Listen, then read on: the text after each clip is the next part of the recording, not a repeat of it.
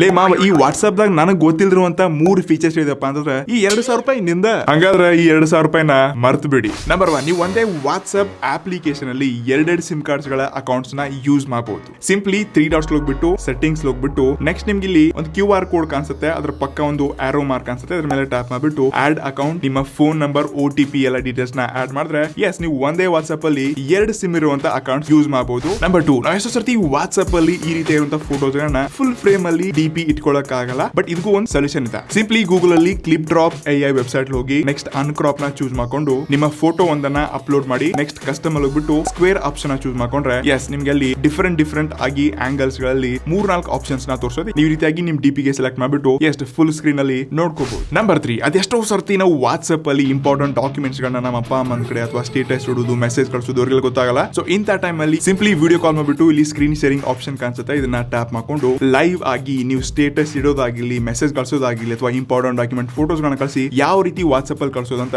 ಎಲ್ಲಾ ಫೀಚರ್ಸ್ ಗಳನ್ನ ಲೈವ್ ಆಗಿ ವಿಡಿಯೋ ಕಾಲ್ ನಲ್ಲಿ ತಿಳಿಸಬಹುದು. ಹಾಗಾದ್ರೆ ಈ 3 ಫೀಚರ್ಸ್ ಗಳು ನಿಮ್ಗೆ ಯಾವ್ದು ಗೊತ್ತಿಲ್ಲ ಕಡೆಗಳ ಕಮೆಂಟ್ ಮಾಡಿ. ದೋಸ್ತ್ ನನಗೆ ಇದ್ರಿಗೆ ಯಾವ್ದು ಗೊತ್ತಿರಲಿಲ್ಲ. ಹಾಗಾದ್ರೆ 2,000 ರೂಪಾಯಿ ನಂದ. ಗೌಡ್ರೆ ಏನಾಯ್ತು ದೋಸ್ತ? ಈ ಯಾವ 3 ಫೀಚರ್ ನನ್ನ ಫೋನ್ಸ್ ದಾಗ ಬಂದೇ ಇಲ್ಲ. ಹಾಗಾದ್ರೆ ಬೀಟಾ ಟೆಸ್ಟ್ ಅಲ್ಲಿ ಜಾಯ್ನ್ ಆಗ್ರಿ, ಡೌನ್ಲೋಡ್ ಮಾಡ್ಕೊಳ್ಳಿ, ಅಪ್ಡೇಟ್ ಮಾಡ್ಕೊಳ್ಳಿ. ಯಾವಾಗ ಬರ್ದಿದ್ದಾಗ ನೋಡ್ತೀವಿ ಹೋಗಪ್ಪ.